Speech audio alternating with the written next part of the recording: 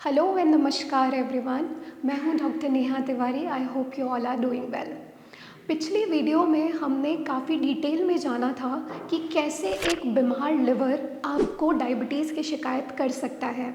इस वीडियो में हम बात करेंगे कि अगर किसी को पहले से डायबिटीज़ है तो उससे किस तरह से लिवर की बीमारी जनरेट हो सकती है, क्योंकि दोनों ही चीज़ें एक दूसरे पे डिपेंड करती हैं। अगर किसी को डायबिटीज़ है तो लिवर की बीमारी हो सकती है, और लिवर की बीमारी है तो आगे चल के डायबिटीज़ भी हो सकती है।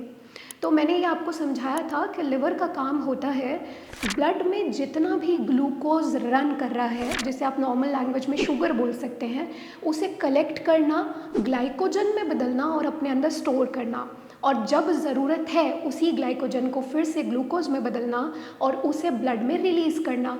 मतलब लिवर का काम है एक्स्ट्रा शुगर को उठा के स्टोर कर लेना और जब रिक्वायरमेंट है तो उसी को वापस भेज देना। अब इस प्रोसेस के दौरान अगर किसी को ऑलरेडी डायबिटीज़ है, यानी कि उनके ब्लड में ऑलरेडी ग्लूकोज का लेवल काफ़ी हाई है, तो लिवर उसको कंपेंसेट करने के लिए ज़्यादा से ज़्यादा ग्लूकोज को उठा के ग्लाइकोजन में बदल के अपने अंदर स्टोर करने की कोशिश करता है।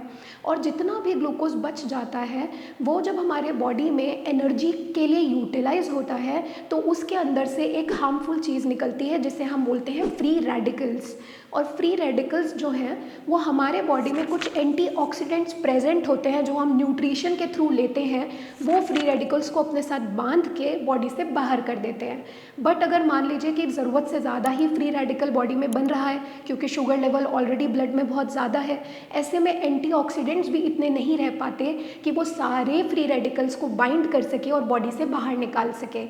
ऐसे में ये फ्री रेडिकल ईजिली ब्लड में घूमते रहते हैं, अलग अलग ऑर्गन के पास जाते हैं और अलग अलग ऑर्गन को बीमार कर सकते हैं, जिसमें सबसे पहले ये लिवर को ही करते हैं, क्योंकि लिवर के अंदर ऑलरेडी शुगर और ज़्यादा स्टोर्ड होता है in the form of glycogen. तो इसीलिए डे बाय डे लिवर बीमार होता जाता है। वो सबसे पहले हेल्दी था, बाद में वो फैटी लिवर बनता है। फैटी लिवर मतलब उसके अंदर फैट इकट्ठा होने लग जाता है, उसके साथ लिवर का साइज़ भी एक्सपैंड बढ़ने लग जाता है। फिर लेटर ऑन इस स्टेज पे भी अगर ध्यान ना दिया जाए, इसको भी रिजॉल्व ना कराया जाए, तो ये बदल जाता है फाइब्रोसिस में। अब मान लीजिए कि किसी को डायबिटीज़ की वजह से लिवर की बीमारी हुई है, तो हम इसे बोलते हैं कि मेटाबॉलिक डिसऑर्डर की वजह से नैश हुआ है, NASH।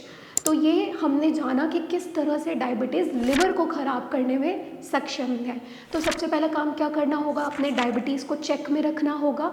डायबिटीज़ के लिए आप टेस्ट करा सकते हैं। एक टेस्ट होता है HbA1c, जो कि 3 महीने तक आपके ब्लड शुगर का क्या लेवल रहा है वो बता देता है।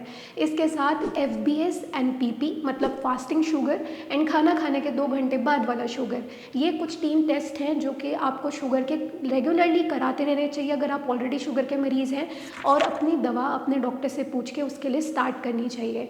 अगर शुगर कंट्रोल रहेगा तो एटलीस्ट वो आपके लिवर पे जोर नहीं डालेगा कि लिवर एक बीमारी में कन्वर्ट हो जाए।